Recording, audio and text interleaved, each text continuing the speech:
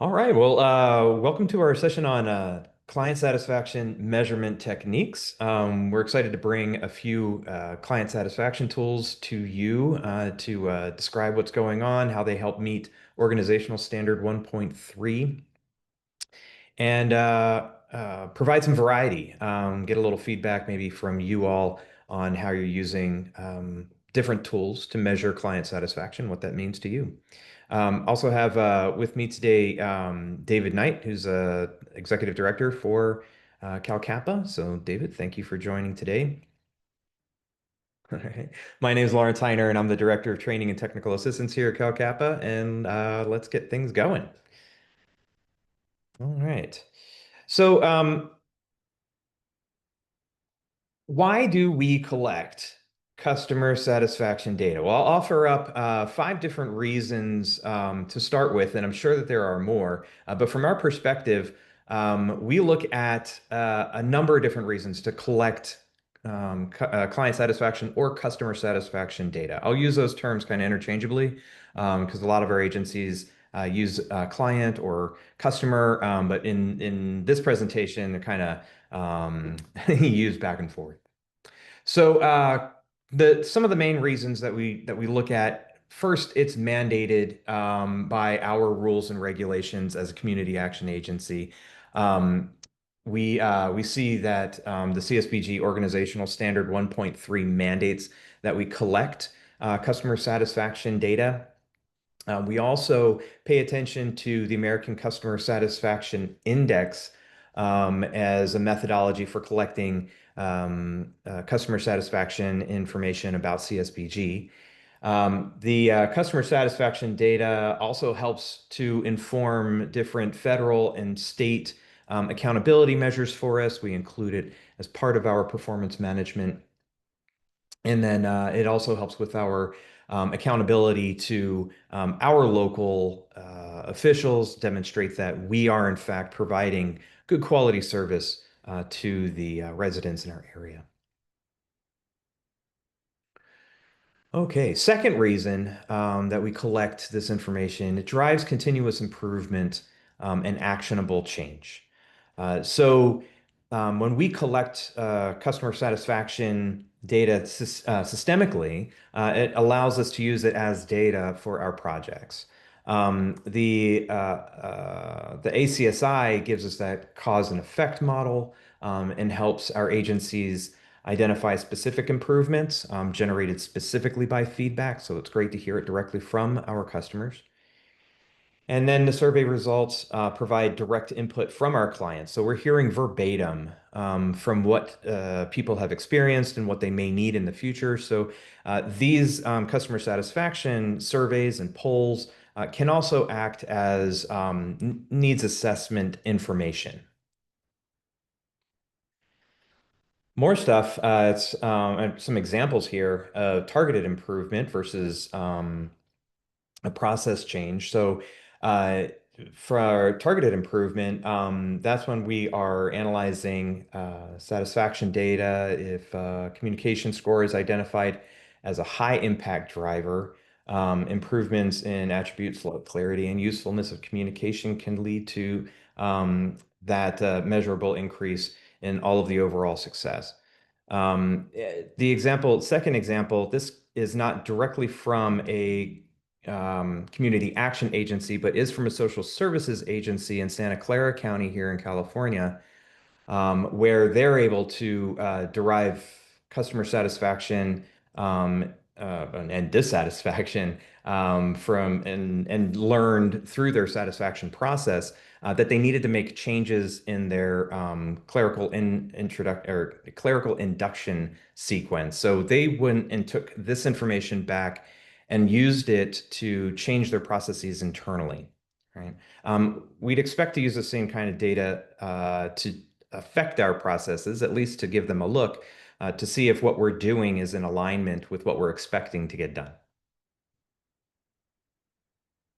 Third thing is that it measures the service effectiveness and outcomes. So as we're huge on outcomes as part of our performance management, but customer satisfaction gives us a measurement on how our programs are performing, right?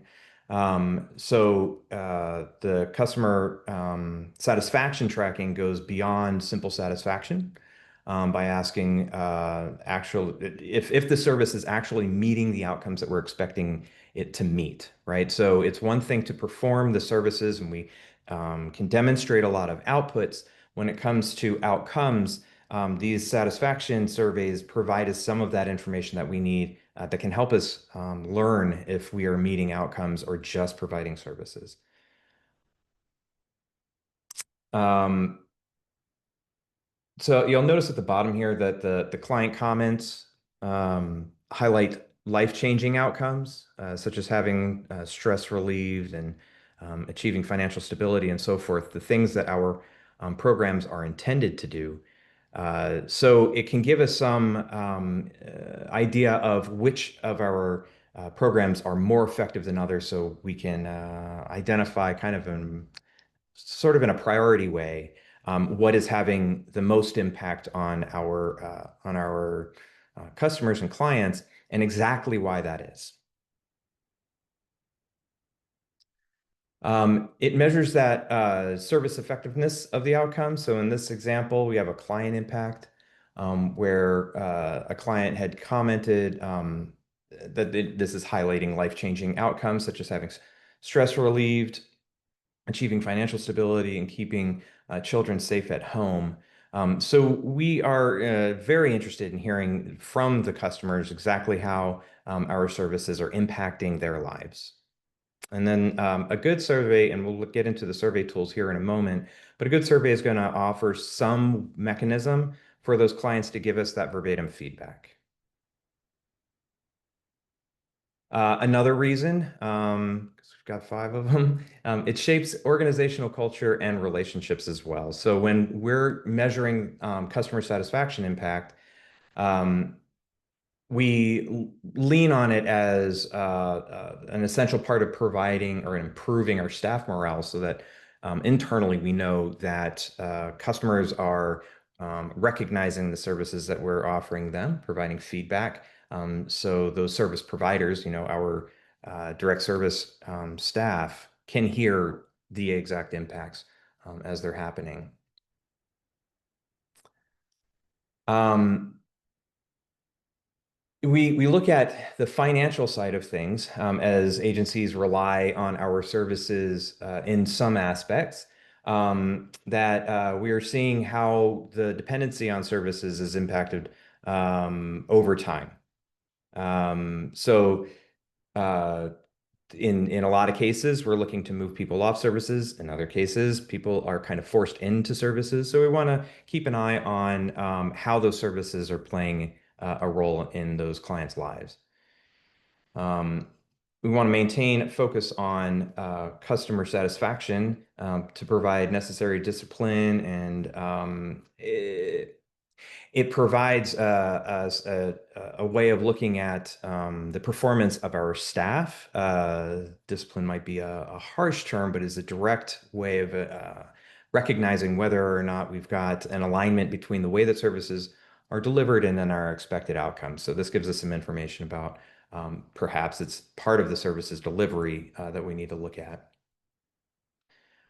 Those client satisfaction efforts contribute to a continuous improvement organizational culture, which is what we're looking for, a listening and learning environment. So when we're paying attention to our performance management, we're looking for ways to improve our services delivery. The more frequently we can assess, gather, and analyze client satisfaction data, the more we can align with this idea of continuously improving our services, make adjustments as we go. In our last example here, agencies like CapSlow have formally adopted agency-wide policy and process to collect that information, and that's been going on for several years. This report was, I think, out of 2017 of setting up customer satisfaction processes. And most agencies that I've talked to have some kind of a system or process that they're using. and adjusting as they go. If folks don't have a system and are kind of piecemealing customer satisfaction data, we'll look at some examples of why it is and how it is that an agency may adapt to a system to collect data and how that has an impact. Now, the last reason why we want to capture this information is that it aids in effective reporting and governance. So when we're able to demonstrate to internal staff, to our board, to the general public, what our customers are saying about our services, that has an impact on others' ability to communicate the value of our services to their constituents or to other people in the community that are helping us to operate the agency and to advance its outcomes, advance its causes. So I'll pause here before I get into some of the tools because I know David's here on the line, and Andy, if you've got some comments on reasons why we collect customer satisfaction information. Open up for comments. So like why do we do that? Why do we collect customer satisfaction? Yeah, I'll hop in. For me, what was always beneficial was extremely, having the ability to realize where our issues may be. You never want those to be hidden in a sense. You never want to find out way later after a problem may persist or an ongoing issue. And in that, to me, it drives efficiency. So most customer complaints would typically come around inefficiency managers, and who better to challenge the system in which you operate than the individuals that are going through that system. And so I think it gave us, in a sense, I hate to say it this way, but it kind of gave us that free data, that free customer research about our own systems and the way we operated our service industry. So Thanks, David. Andy? Yeah, totally agree with that. Being able to come up with insights, some of it's derivative of like, this we get information, and it's negative information or something along those lines, and we can find out from that information where we're lacking in some of our areas, right? Not necessarily like a client or a customer saying, I didn't get I didn't feel like I was treated well. Well, it can not necessarily just be tied to that type of response. It's tied to the data that's also collected during that. Did they get services, right? Not just whether or not they provide a comment. Can we identify why that individual would be upset? Can we extrapolate that information and utilize that to identify that maybe we're not getting enough funds. We're helping with $500 instead of $1,000, and you're going to get unhappy. And I've seen this in the data we've collected. LIHEAP is among the largest negative customer satisfaction responses, and it's specifically because individuals that do not get services are commenting and providing these customer satisfaction responses, saying, "I didn't get enough to cover my bill. I didn't even qualify for this," those types of things. And that's where we can get additional information on either supporting expanding programs or finding additional funding, when we go out to do grab some grants and things like that. yeah, no, that's exactly right. And it's a great point is that when you are going out and saying there's a need, people want to say, well, how can you prove that? Well, this can be easily, by seeing that dissatisfaction of a customer because they went through a process, and it challenges your marketing and who you're targeting to serve, but then it also gives you that kind of free needs assessment of who we're not able to serve, and you can see the frustrations that come from a system that essentially, as we all know, can't reach everybody. I mean, we see our data all the time, and so that's typically gives us an opportunity to go in and say, look, these people, these families have made that first step to come in and try to help improve their situation. And, it takes a lot to come into our office and ask for that opportunity to change. And then when we can't satisfy them, we can't improve that situation for them. That's that just shows us where the need lies in our community. So excellent. Thanks, Lawrence. Yeah, thank you. Turns out this feedback's really important. It's no wonder it's part of the organizational standards, huh? Okay, real good. Well, let's look at some tools. What we use to collect this feedback. Some of this is going to look pretty familiar, I think. Some of this we use here at the association. It's pretty cool. So the main tools I'm going to talk about kind of broad at the top level here, and maybe we can look into some of the specific tools that you all are using after we go through a couple of definitions here. One of the most common is this CSQ-8, which is a client satisfaction questionnaire that has 8 items on it. You'll notice that the very next are variants of that 8-question survey. So we'll take a peek at that 8-question survey and why it's important. Lower on the list is NPS, Net Promoter Score. Net Promoter Score has been around for, I guess about 25 years or so, and has a large following in a lot of companies across the country for collecting very simple um, customer satisfaction kind of impact data. It's something that we use internally at the association in some parts of our data collection. And then the last thing would be bespoke client satisfaction surveys. And this is really kind of a catch-all of, when we need to generate something that is very targeted, very direct, probably has to do specifically with the kind of services that we're offering. So let's take a look at some of these tools. So that first one, the client satisfaction questionnaire, the 8-item questionnaire, got a couple of examples here. So in the health and social services programs, in some cases that have recruited through a CAA. Oh, this is interesting. That we've got peer-reviewed kind of a diabetes self-management example on the screen here. But what we're looking at is that in the medical area, that there is good to include this kind of solid 8-question format so that you can compare patient to patient, kind of what their satisfaction, what their experience is like. In this, let's see here. In the variants, right, this is where it was. In the variants, we have additional areas where you can use like academic and program evaluation, and other kind of mental health metrics that feed in. So these CSQ surveys, the 3, 4, 18, are more structured instruments that are available to use in specific cases, right? So when you do have a program that uses a kind of like an industry standard survey, those are really great to use because then you can compare your results not just to your own program's performance, but you can look outside of your program at other programs and see how your program is kind of performing in comparison to others, and then you can look into the reasons why there may be differences in that performance.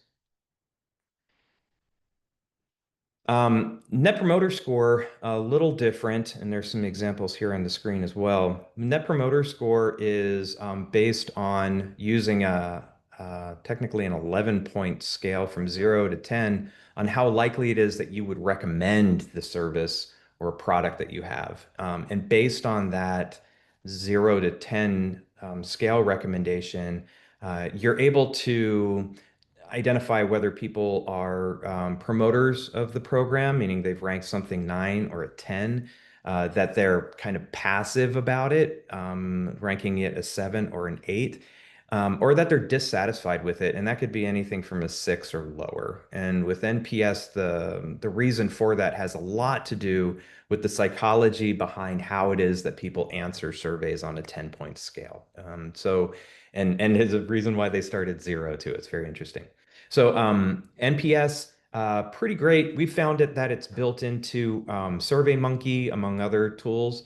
So it's a pretty reputable and easy to find customer satisfaction tool. The follow-up to that 10-point rating is an optional comment space. So folks that feel passionately about their score are able to provide some general response to why it is that they would recommend or not. Okay, so meets a slightly different I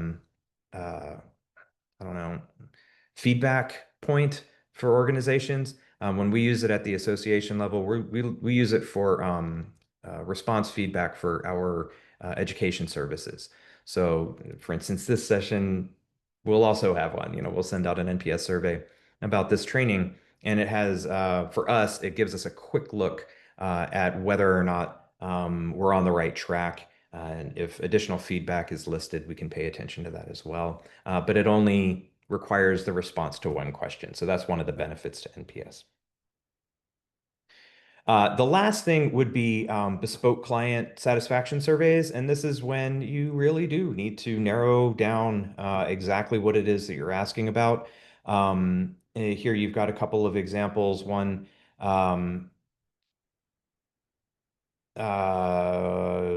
is all about client satisfaction. Second is about the NCAP national partnership and how they're using a bespoke survey process. So the difference between this and the first couple of items that we looked at are that the first couple are kind of industry standard style. These bespoke client surveys are essentially what you need them to be so that you can collect the data that is important for your specific operation. Maybe it does not relate to others and you don't need to have that comparison to others. Okay. All right. So what does that all mean for us, to you, to our agencies and the network as a whole? Well, if you need validated research backed on a short scale, that initial surveys, the CSQ-8 and its variants may be ideal. If you want a single headline metric, NPS is great for capturing that. And then if you want practical everyday agency feedback using templates, that's important that there is a great mechanism for getting those out. So the last thing that I wanted to talk to you all about in terms of what this means to you is exactly how we roll this out. So we understand that there's value in collecting the information from our clients and from our customers. It also is important for how it is that we structure our programs moving forward if we need to make changes to them. But it is it's important for us to understand how it is that we set up how we collect feedback, right? So the last thing that I wanted to talk about was how it is that you all are collecting feedback today, what strategies you may be using in terms of scheduling feedback or moments that you collect feedback and where that happens. For the association, we collect feedback several times in several ways, right? So we may collect satisfaction feedback directly after an event, like a training session like this, or a conference, or even a conference session, so we can get that immediate response. We also do longer form customer satisfaction. Sometimes when we do our needs assessments, we'll add in customer satisfaction ratings during our needs assessment. And then we're regularly taking feedback from folks in an informal way. So that's part of how we structure our customer satisfaction feedback from an association perspective, and our customers are our members. So from your perspective, and we'll open this up, what are some of the ways that you've been able to systematize your customer satisfaction collection, and how's that played out for you? I'll go ahead and take the reins on that. Thanks, Andy. So kind of similar to what you were just saying, we don't necessarily have we don't have an agency-wide NPS, right? And this is where it becomes complicated from an agency level that has so many different programs, right? Our foster grandparent, I just did an evaluation on their program. They have NPS and they have several other surveys that they conduct throughout their time frame, whatever their contract period is, which is July through June, right? Then I have my sanctuary that's operating between October and September. Totally different survey, right? So what we found was we utilize the survey information that is collected in the program for program reporting, right? So if we're doing an evaluation for a program, I will use 83% of foster grandparents survey respondents said that the program was beneficial for them. When it comes to an agency-wide report, I can't. There'd be a 6-hour long board meeting for me to get through all the programs, right? So what we do is we've taken and we did this in our last community needs assessment. This is the last time, or this is the last community needs assessment was the first time I headed it up. And so in our county-wide survey, we incorporated client satisfaction questions that would be capable of being pulled out and tied to satisfaction surveys that can be conducted through the programs individually. So it could either be added to a client satisfaction survey that they currently do or are required to do, or it could be a standalone survey that maybe they didn't collect customer satisfaction data before, and now they have a template to use to be able to collect this information. That way we can go across agency-wide. These are the 5 questions we find relevant to whether or not a client or customer is satisfied with the services we provide. And obviously with the understanding that there's deeper information to be gathered, but this is what can be agency-wide, can create an agency-wide scorecard for overall client customer satisfaction. And so that's kind of what we've done. We've taken our community needs assessment questions, we've narrowed it down to just the customer satisfaction items, and then we've implemented a process and created a policy that has the programs collecting this data constantly. So it's open 24/7, 365, right? And the intention behind that is that services fluctuate, right? Quality fluctuates. There's no point in doing a survey once a year and assuming that your services are going to maintain at that quality level of quality year long, right? Maybe somebody was feeling great that day and they did a fantastic job. Tomorrow, maybe not so great, or position changed or something along those lines. So we really needed a way to be able to collect data constantly to observe how services are coming across, whether or not the needs of the clients or customers have changed. And that could be immediate. I mean, we saw with COVID, those changes happened immediately. And if you are not collecting that data, a live collection of that, you are potentially missing out on some of the biggest needs that the community is facing in the middle of the summer, in the middle of winter, during a pandemic or whatever is going on. And so that's kind of really the intention that we had behind doing it the way that we did. Excuse me. All right. And thanks, Andy. I think you affirmed a lot of what we just talked about. So that's really great. Thank you.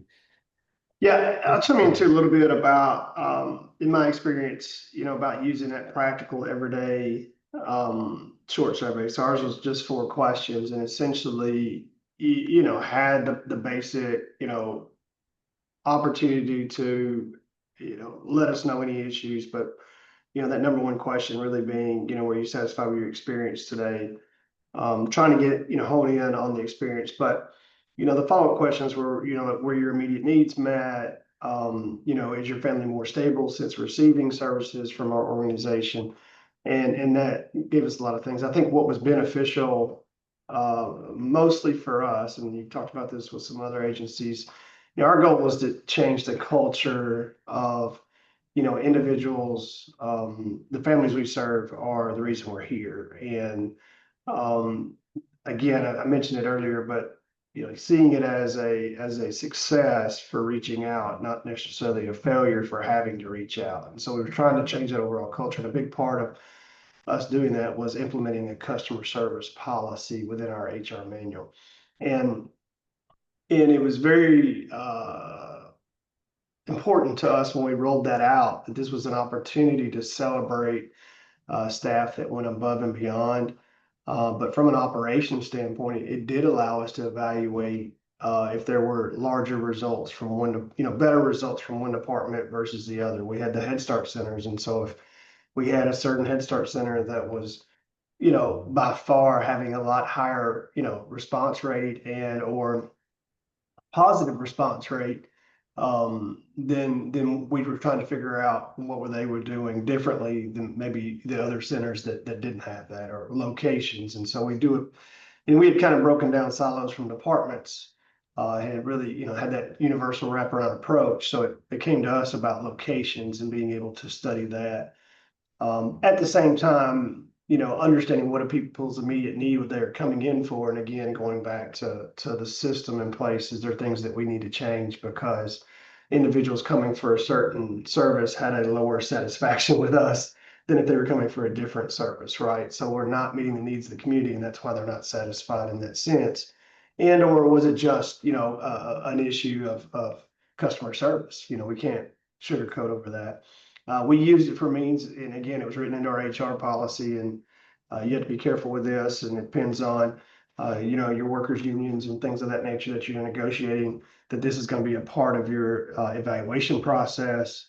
And so that made it important. Again, not a way to penalize our staff, but a way for them to recognize that this is a part of our culture now, that we expect that our families, even if they can't receive the service, have a positive experience. And then when they do receive the service, they should even have a higher positive experience in that sense. And so it became a part of people's evaluations. Again, we put out a full customer service policy that, and essentially the policy had just mandated that everybody, every interaction, this wasn't for service offices. We're talking about administration too. So if somebody came into HR to apply for a job, we wanted to evaluate that. We wanted to know that they had a positive experience, because again, that's a lot about recruitment. We talk about that moment someone walks in the door to get an application.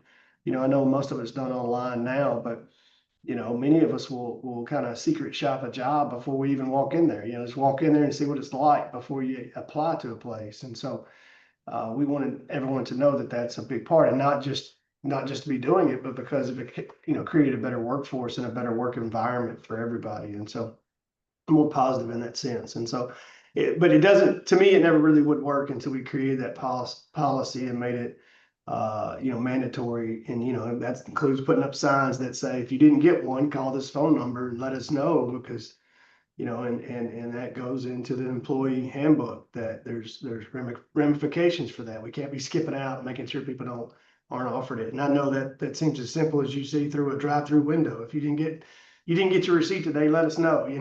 That was our policy, and it seemed to really work out to get people to thinking about it. And we eventually almost created a competitive culture, where people wanted to have the highest score, they wanted to have that highest rate. And when we did our employee appreciation, we recognized our top 5 or top 10 folks with the highest customer satisfaction ratings. And so I think that kind of complete system around it, buys into the success. And what we found out from the planning standpoint is how much more efficient we actually became by ensuring that customers were, because, a lot of our programs, when people access it, maybe their first time, maybe their 12th time, they have to come 2 or 3 times to complete that service.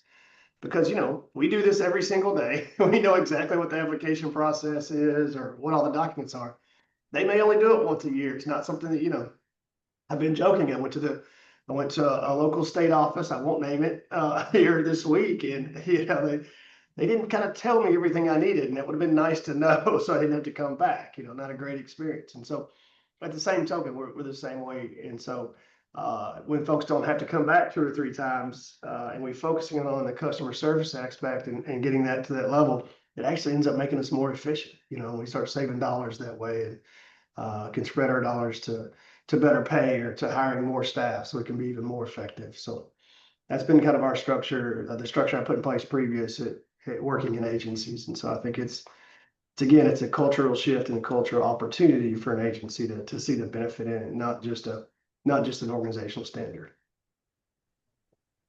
I appreciate you saying quite a few things in there, David, but one of them mainly is the culture and the idea that that this is intending to draw attention to negative things. That's not the purpose for a client satisfaction survey or customer satisfaction survey. The purpose is to find ways to improve or areas that need to be improved. All of this boils down to, did we help who we were supposed to help? Mhm. And are they getting help? It's got nothing to do with who you are as a person, who you are as a program, what you were feeling that day. It's got everything to do with whether or not we are doing what we are designed to do. And if we aren't doing our best, then somebody's not eating today. Somebody is not getting heat today. Right. And that's what it boils down to. I can throw my ego out of the window and have somebody tell me that I didn't do a great job if it means that a kid's going to get a backpack tomorrow. Mhm. That's the mind shift, right? I don't want LIHEAP to have negative scores on their customer satisfaction. What I want is LIHEAP to have enough money so these people can be feeling like they're getting the services that they need. And that's the intention behind it. And I've had to have several conversations, with a lot of the programs, that this shouldn't be the focus of, some of the results that we're seeing in these customer satisfaction surveys. The focus should be, how do we get people what they really need, and kind of expand from that.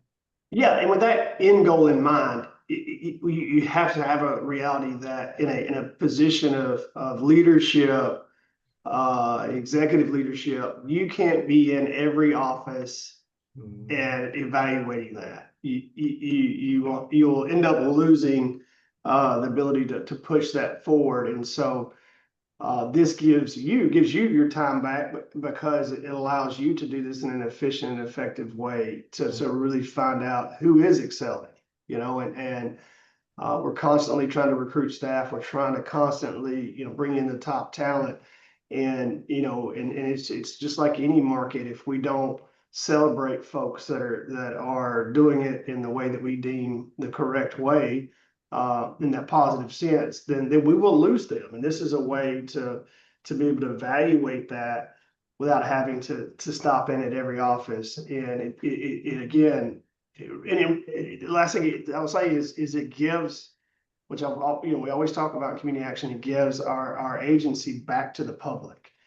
That's you telling them that this is important to us, that we are here for you. Because again, without our customers, without our families, we cease to exist. There's no reason for us. And so if heading on what you're saying, Andy, is that's what we're here for. And if that's it empowers them even more, which we're always trying, that's in our basic model, is to empower families to run community action. This is a community movement that we operate, not just a business, not just the side of doing the work. So yeah, that's great.